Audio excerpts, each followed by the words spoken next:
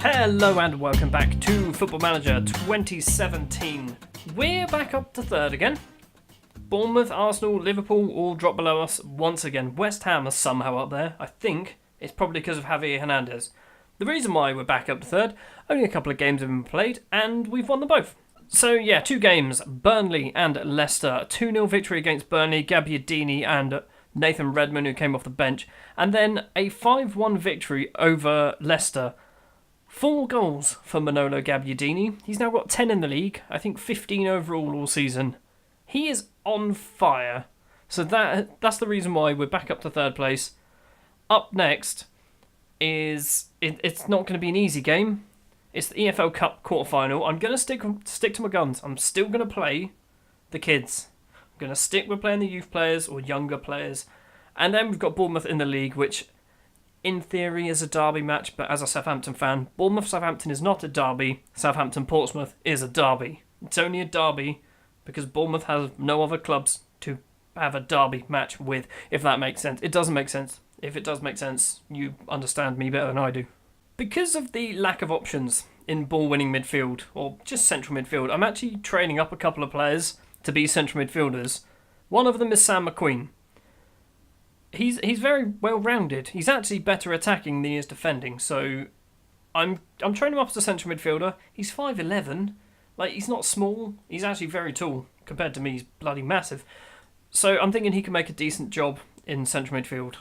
Another one is Matt Targett. I've played this before with Southampton. I think it was FM 2016 where I trained Matt Targett up as a striker, and hilariously, his main role was a target man.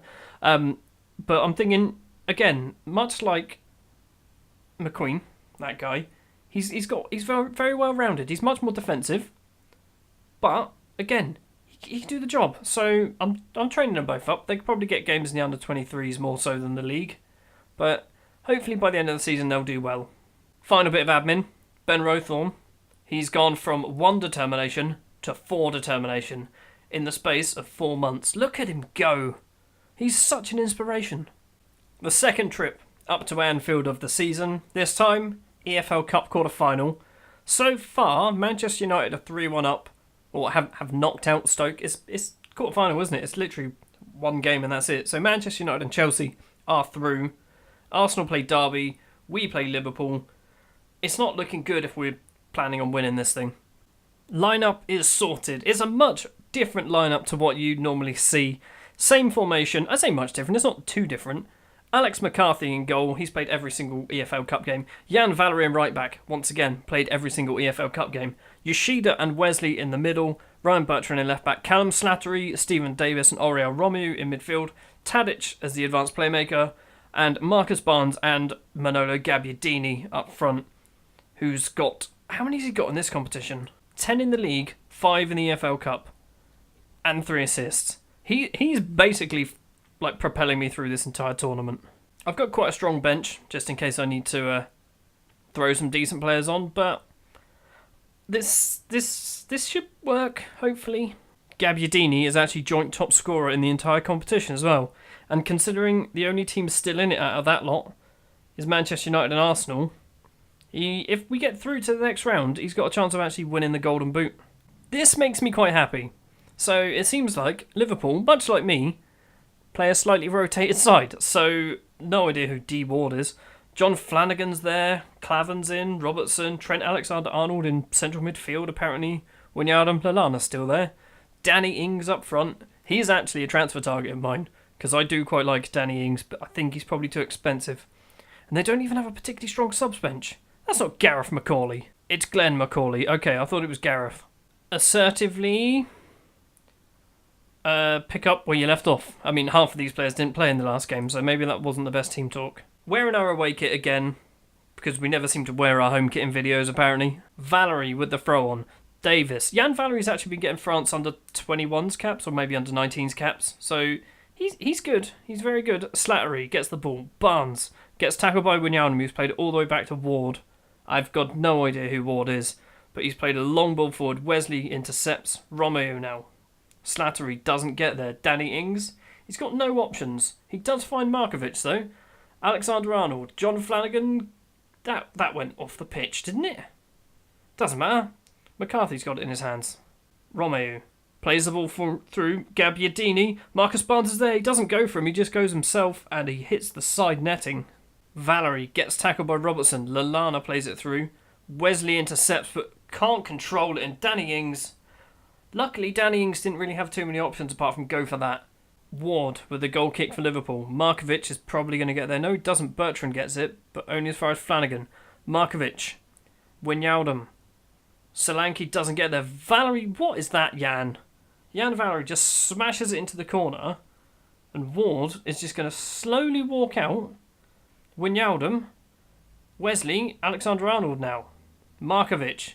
Flanagan's making a run on the wing. Doesn't use him. Lallana now gets it. Markovic, this is the goal. Alex McCarthy. This is going the same way as the last game, isn't it now? Half time, it's 0-0. We are not playing particularly well. 6.5 for Valerie, 6.5 for Bertrand, 6.5 for Gabbiadini, 6.6 for Davis. I can't risk, or can I risk? Do I risk changing it? No, let's not. We owe Liverpool after we got battered by them last time. Sure. Solanke, this is the first highlight of the game. Lallana, Danny Ings was offside. Thank Christ for that. Markovic plays Lallana through. What are we doing? What are we actually doing? Wesley has to be at fault for that. Valerie's plummeted in rating, but this has to be Wesley's fault. What was he doing there? That's Wesley there. Why were you so far back? Or forward, I guess. Danny Ings makes it 1-0 to Liverpool. Looks like the cup dream's over. I say it looks like the cup dream's over. It's 55 minutes played. Let's roll a dice, shall we? Cedric, on you get, son. I can't drop Gabbiadini, can I? I need to keep Gabbiadini on. It's a corner. Lallana. Davis with the header clear. Tadic. Tadic finds Giles Barnes. Barnes has got past Robertson. If he can only... Has he done it? Oh, I was going to say, if he can only take it round the man and then maybe slide the ball across to someone like Romeu. But no. Free kick for Liverpool. Virtue, Wijnaldum and McCarthy with the save. Who the hell's Virtue? I've never heard of Virtue before in my life. Manolo, you scored 4 in the last game. You've been absolutely appalling this game. It's time for you to come off. And Mayashida for Virgil van Dijk. Corner, Davis. Doesn't... Oh, no.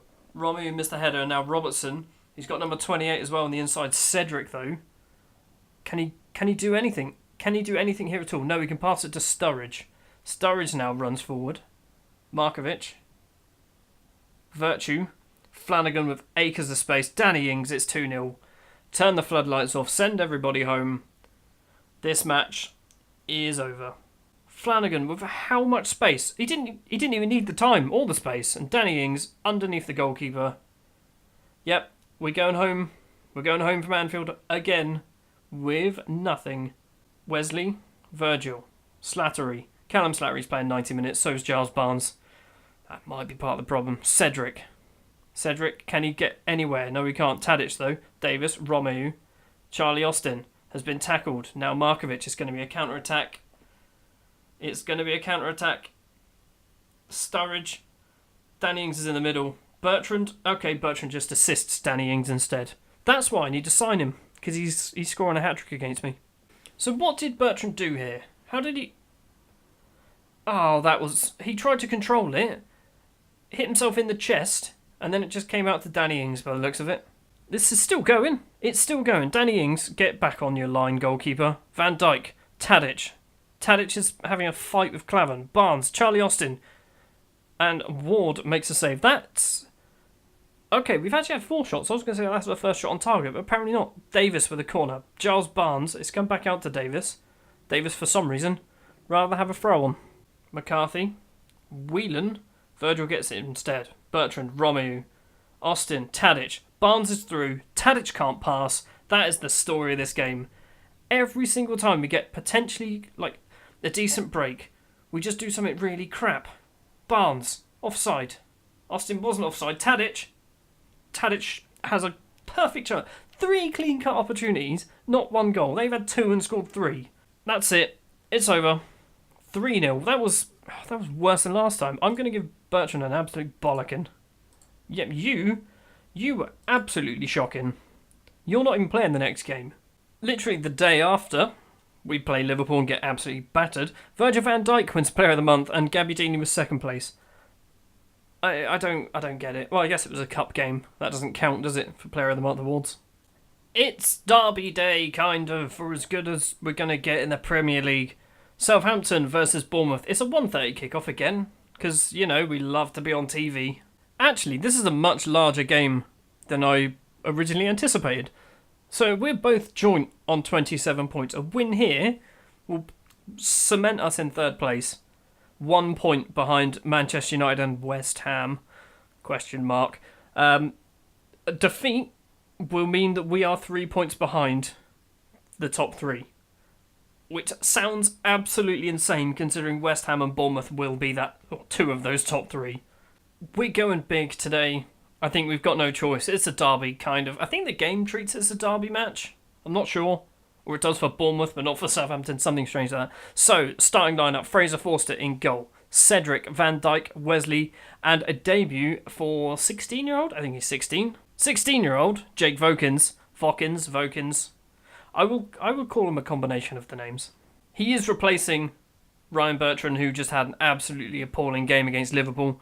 Central midfield roles, Lamina, Davis and Romeu. James Ward-Prowse plays just behind the strikers of Nathan Redmond and Manolo Gabbiadini, who I'm hoping Gabbiadini starts scoring again.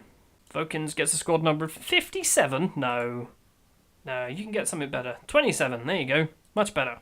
4-4-2 for Bournemouth then. So Begovic in goal, Daniels, Ake, Cook and Francis. Pugh, Arthur, Sermon, former Southampton player. Stanislas, and a Phobe and Defoe of the strike force. That's a dangerous strike force. Not too fussed about the rest of it, to be honest. I shouldn't really downplay Bournemouth. They're third. We were on a run lately. Well, didn't work. Sure. Yeah, Bournemouth are on a decent run, so I shouldn't really be mocking them. Lamina, Redmond, gets tackled by Ake. Benicaphobe, he's got past Van Dijk. Benicaphobe, Fraser Forster with a save. It is a corner. Stanislas to take the corner. Lamina gets it clear only as far as it's going. It's banging about in the box. I can't even talk. Pugh, he's hit it wide. Oh, thank Christ for that. I do not want to be going 1-0 down after 2 minutes. Half an hour in, looking at the percentage possession stats, 70-30. After half an hour, it's actually half time. 70-30 after 45 minutes. Although we've done nothing. Assertive. Unlucky. You have been unlucky. Okay, fine. Switch off. You jerk. Get subbed. Was that harsh? I've just subbed. Just subbed him because he looked like he got lost interest. We're 60 odd minutes in. I've had 15 shots, 8 on target, not one highlight. Hold on, we've got one. Vokins. Terrible throw. Why am I playing you? Why aren't I playing Bertrand? Someone tackle him, please. Go on, Vokins. Sermon. Arta now. Plays it off to Charlie Daniels, who's got a load of space. Cedric's just opened up the wing for Pugh. Afobe. Jack Stevens, what are you... Really? Really, Jack? Come on, Fraze. Big Fraze.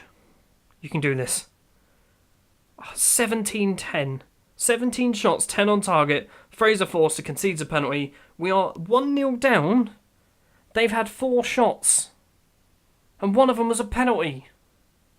I don't need to see the penalty again. Go away. Attacking. We need to do something. Nothing's happening here. And the only player who's... we're not playing horrendous. Gabbiadini's not doing great. Gabbiadini's coming off. I mean, he's probably my best player, but he's coming off. 85 minutes. Still not one highlight. Is this it? This is the end of the match.